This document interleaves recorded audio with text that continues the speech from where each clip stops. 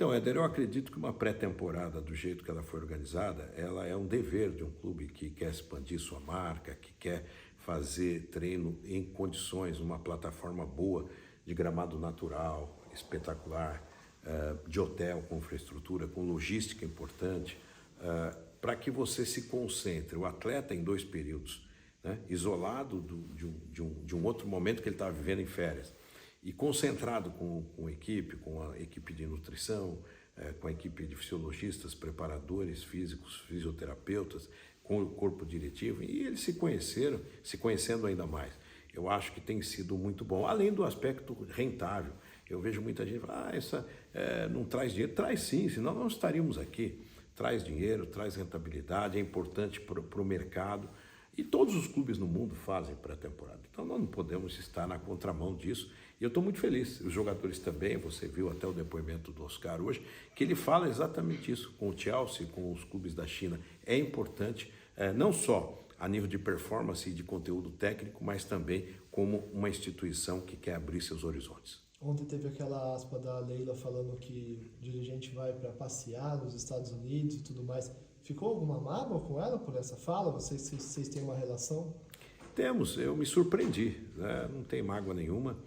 Tanto é que nossa resposta foi no sentido de que é verdade, eu não falo de outra instituição. Eu tenho tantos problemas para cuidar e objetivos, né? Eu não tenho tempo de passear, né? Eu sou uma pessoa muito ativa no que eu faço, por isso que eu estou na rede social de forma ampla, mas, na verdade, o nosso compromisso é trabalhar para o bem do futebol. E acredito que eu falar de uma outra instituição, eu não estou fazendo bem para o futebol. Mas eu acredito que foi um momento de um descuido. Mas eu não senti esse problema para o São Paulo. Como ela generalizou, que serve para dirigentes passearem, aqui tem dirigentes sérios, né? Eu estava falando agora com o Pedrinho, dono do Cruzeiro, o BAP, que foi eleito do Flamengo, o Sérgio, presidente do Atlético Mineiro, do pessoal do Menin, que lá é uma SAF também. O Fortaleza deve estar fazendo também jogos por aqui. Eu acho que isso eu acho que quem foi convidado é que deve ficar feliz. Nós fomos convidados e estamos aqui, conforme o depoimento dos atletas, uma grande pré-temporada, talvez a melhor pré-temporada do São Paulo Futebol Clube. O Gordinho tem conversado ali com a imprensa, teve uma coletiva com ele menorzinha, né, que tem menos imprensa aqui, então dá para conversar mais com ele. E a gente perguntou para ele qual a pergunta que ele mais fez a si mesmo em 2025. Ele falou, quais posições precisamos trazer para o elenco? E aí ele falou, o que vocês acham? E aí na conversa lá, ficou um lateral direito, um atacante, e aí a gente falou, mais um meia? Ele falou, é por aí e mais algum. Mais 3 ou 4 reforços para fechar o elenco. 3 ou 4 é muita coisa, presidente? Eu acredito que qualquer técnico no Brasil vai sempre querer mais reforço. E nós estamos nos empenhando para, primeiro, estabelecer uma linha orçamentária que dê condição do São Paulo enfrentar esse mercado competitivo. Porque o São Paulo hoje tem voo fretado, o São Paulo reformou os 2 CTs, o São Paulo tem atribuído investimento na profissionalização, isso tudo é custo. O São Paulo tem um FDIC, então o São Paulo tem que fazer disso um arcabouço financeiro que dê condição para a gente se reforçando. Eu digo que cada caso é um caso. Por quê? A vinda do Oscar, nós tivemos a parceria do patrocinador, que foi fundamental. Podemos ter outras, podemos reinventar algumas situações. Então, o São Paulo é um clube que precisa, tal qual os outros clubes brasileiros, vender bem jogadores, e nós vendemos pouco. Se você analisar bem, o São Paulo vendeu pouco porque priorizou a Copa do Brasil. Foi um risco, poderíamos não ter ganho, mas ganhamos. Então o São Paulo agora vê também na base jogadores que estão aparecendo. E acredito que e temos convicção que o Zubeldia, a sua comissão, vai saber trazer agora a formação desse time com o Oscar, com futuramente o Wendel, o Enzo Dias, os jogadores que estão aí, como o Hugo, o Ferreira, o Rian e outros atletas que vêm da base, para poder ter um espaço e eles crescerem. Agora, é claro, quando tiver uma oportunidade que esse casamento aconteça do orçamento e da possibilidade, nós vamos discutir, sem perspectiva de dizer vai acontecer agora, vai acontecer depois. O Zubeldia, ele sabe, ele tem essa convicção, pelo convívio conosco, de que é isso, é falar a verdade. Então nós temos um teto salarial, estamos trabalhando nesse teto junto ao fundo, para que amanhã o São Paulo não fique inviabilizado. Ou que o São Paulo seja obrigado a virar uma SAF por uma dívida impagável. É isso que nós não queremos fazer. Agora, também nós não devemos deixar de ser competitivos. E isso está dentro desse contexto. Então, é claro que todos os técnicos, todos na história, precisam, querem jogadores, etc. Mas o São Paulo fez uma janela importante, tanto é que saíram jogadores importantes e nós temos uma espinha dorsal. E vamos olhar a base, vamos olhar oportunidades e, de repente, a gente pode receber 1 ou 2 jogadores dentro desse contexto onde você vai aliar orçamento e mais parceiros, como foi o caso do Oscar, que viabilizou a chegada de um grande jogador que estava sendo pretendido por grandes clubes no Brasil e fora do Brasil. A gente já tinha conversado até antes da última temporada terminar, falando sobre o lateral direito, que era uma busca do São Paulo, principalmente se o Rafinha fosse embora. É a principal busca do São Paulo no mercado hoje ou o São Paulo ainda está buscando outros jogadores, outras posições? O lateral direito nós temos uma atenção à posição, naturalmente. Nós precisávamos de lateral esquerdo até pouco tempo. Praticamente hoje temos 2, embora o Wendel ainda tenha um processo de chegada e uma expectativa. Na lateral direito nós temos o Igor Vinícius, hoje eu vi o Ferrarese treinando muito bem de lateral direito. Temos jogadores futuramente da base, mas é claro que é uma posição que nós estamos olhando.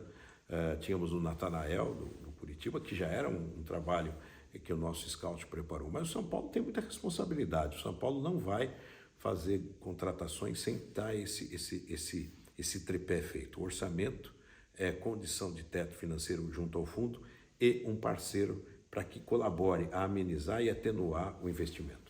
E como é que está a situação do Wendel? A gente sabe que ele está conversando com o Porto para tentar vir antes. Tem alguma novidade sobre isso? Não, o Wendel está muito imbuído de vir logo, nós também. Estamos conversando, mas sem nenhum desespero. Por isso que nós trouxemos o Enzo rapidamente. O Wendel é um jogador importante, claro, queremos o mais rápido possível. Mas nós não vamos cometer nenhum tipo de desatino financeiro. A responsabilidade de um dirigente ela é muito grande. Claro que quando você vê a questão esportiva, né? Mas você não pode fazer qualquer tipo de coisa para que isso aconteça. Então nós vamos ter serenidade, acreditamos no bom senso do pessoal do Porto, que são dirigentes sérios, e o Wendel, que contribuiu tanto com o clube, está cuidando também disso. É mais um agente nosso tentando se reapresentar rapidamente aqui no São Paulo. E o torcedor que está ansioso pelo Wendel tem que ficar de olho nas redes sociais do São Paulo ou nas redes sociais do presidente? Essa é uma pergunta. O presidente está furando o São Paulo? Como é que é? A comunicação não está puxando a sua orelha, presidente? Não. O nosso pessoal da comunicação é um pessoal muito competente. Mas eu tenho que... Aliás, essa pergunta merece uma explicação um pouquinho mais ampla, que é o seguinte: eu sou muito o que eu sou, né? Eu sou um presidente muito ativo. Eu sou um presidente que gosta de registrar fatos do que ocorre no dia a dia. Eu não escondo nada. E acho que nesse caso, eu vou colocar aqui a minha impressão, existe um pouco de hipocrisia. Porque veja bem, vamos pegar o Enzo. O Enzo chegou em São Paulo, já foi entrevistado no aeroporto, todo mundo acompanhou exames médicos, ele já estava ajustado e apenas eu não fiz um anúncio. Falei, vim com o jogador, né? Eu contei a verdade, porque me viram, tiraram foto com ele e comigo, torcedores. No caso do Oscar foi interessante, aí também entra um pouco de estratégia. Eu cheguei para encontrá-lo, eu estava em Ourinhos, no interior de São Paulo, voltei 2 vezes para encontrá-lo e nós estávamos com a mesma roupa, sem combinar. E eu brinquei, é uma coincidência e tal. Agora, muitas pessoas que estão falando, poxa, o cara é de marketing, de comunicação, será que ele não está furando?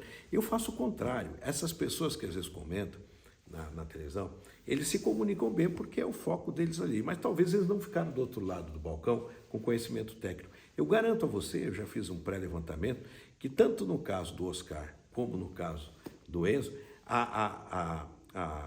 o engajamento, a exposição foi bem maior, porque nós estamos falando muito mais disso.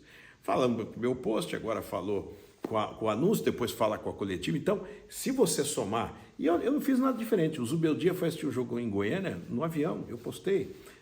O Dorival chegou, nós chegamos em Congonhas, não tinha contrato assinado. E tem uma coisa, né, que é importante. Eu que sou um cara de negócio, eu gosto de fechar um negócio e dou a mão para a pessoa. Foi assim com o Dorival, foi assim com o Oscar, foi assim com todos os jogadores que contratamos. O Lucas...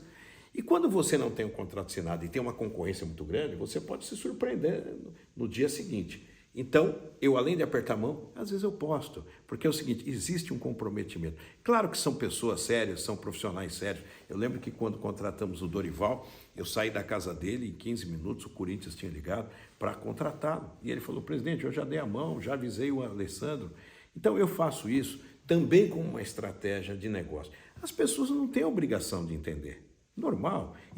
Só que hoje o Brasil tem pessoas que entendem de gestão, de comunicação, de rede social. Agora, eu não sei se ela teve do outro lado do balcão. Eu tive como comunicador que sou, mas principalmente na área de marketing de televisão, sabendo lidar com números na área de marketing, na área técnica. E eu faço isso da melhor forma. Agora, é claro, se tem um abuso ou outro, está dentro do meu ser, né? Agora, você não vai me ver fazendo bravatas, fazendo colocações inadequadas. Eu respeito muito os co-irmãos e também respeito a formação de uma liga, mas eu acho que o maior respeito que eu tenho que ter é com o torcedor do São Paulo. Eu sou verdadeiro. Então, quem me segue sabe, eu posto ali o que aconteceu. Se eu não tivesse tido Coscar e não tivesse vindo no avião com o Enzo, não postaria. Como eu sou um presidente, talvez da história de São Paulo, que mais acompanha o time de futebol, que mais tempo está, ora no CT, ora no Morumbi, ora na Barra Funda e horas em compromissos sociais. O São Paulo vai deixar um legado incrível agora, que são as obras do Morumbi, do entorno do Morumbi. Eu sou um cara ativo. E quando você é muito ativo, às vezes você peca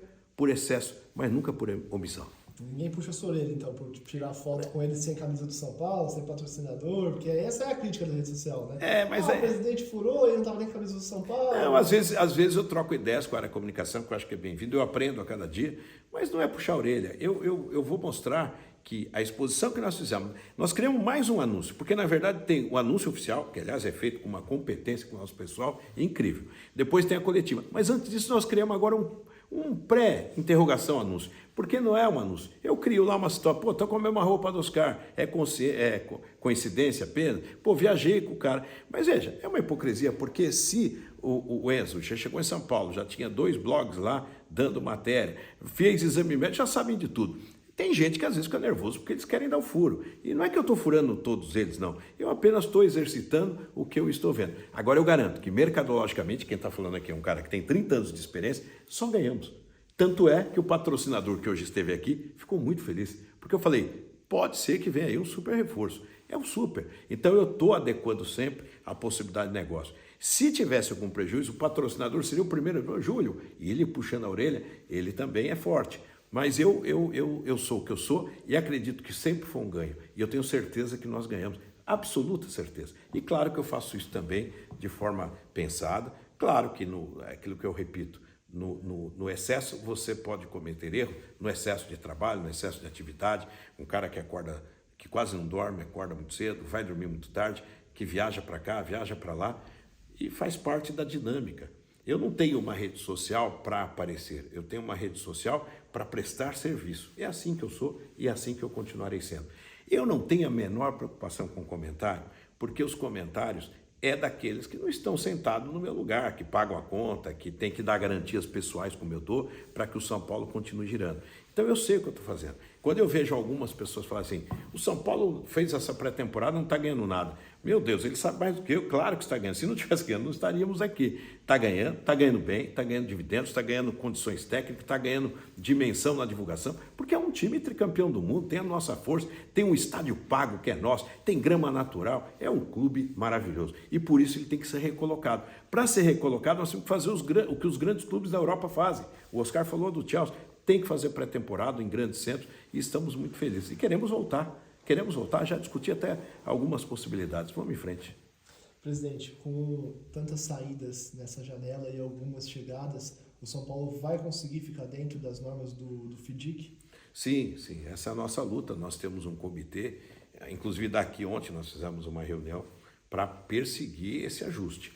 E o fundo, que está sendo um sucesso, disse, poxa, o São Paulo está muito bem fazendo os pilares, construindo os pilares de assegurar. Quando você tem uma diferença ou outra, você ajusta. O São Paulo ele tem que olhar o mercado de vender atletas agora como uma prioridade. O São Paulo precisa olhar a base como uma ação estratégica. O São Paulo precisa olhar o seu estádio como uma ação estratégica. Como eu falei, os nossos 3 pilares é a área financeira, através do fundo, é a base como estratégia de negócio para impulsionar o São Paulo como um todo, e o estádio, que é uma casa paga, quitada, e que ela tem que ser mais confortável e gerar mais receitas. Esse é o nosso tripé de ação para os próximos anos. Inclusive, falando da casa, tem alguma novidade sobre a W Torre?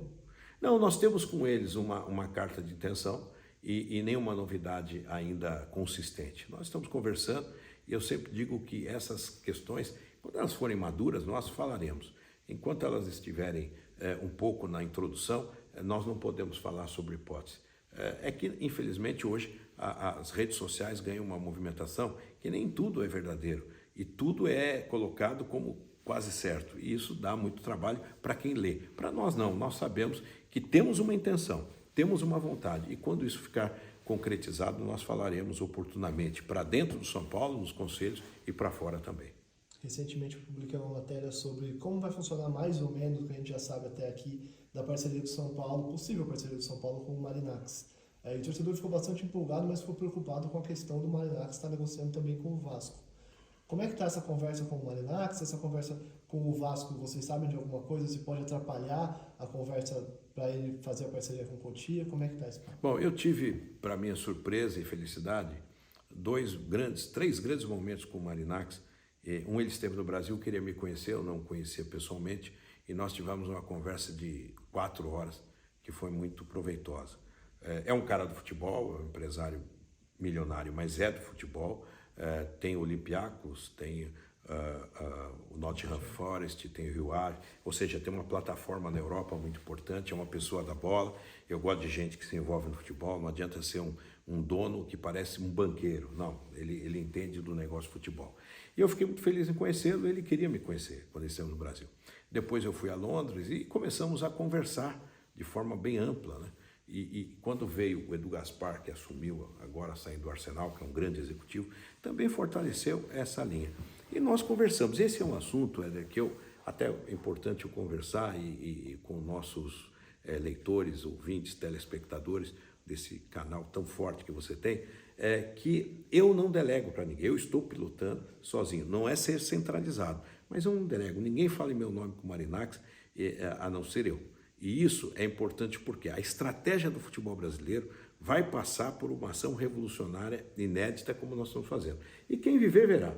Aí é claro, tem gente que fala, você está vendendo a base, não tem nada de venda da base. O patrimônio é nosso, a estrutura é nossa, o know-how é nosso. Porém, nós vamos ter um fôlego, porque hoje existe um novo mercado. Antigamente você captava o jogador, o tal do olheiro, depois revelava, alguns davam certo, outros não. Hoje tem um mercado paralelo, onde meninos de 17, 18 já valem muito. E se você não tiver uma estrutura de capital importante de investidor, você vai fazer com que menos atletas você ofereça para o time profissional e, portanto, para o mercado. O que nós queremos é triplicar essa condição de beraldos. Nós vendemos um beraldo. Quem sabe nós podemos vender 3 ou 4 por ano.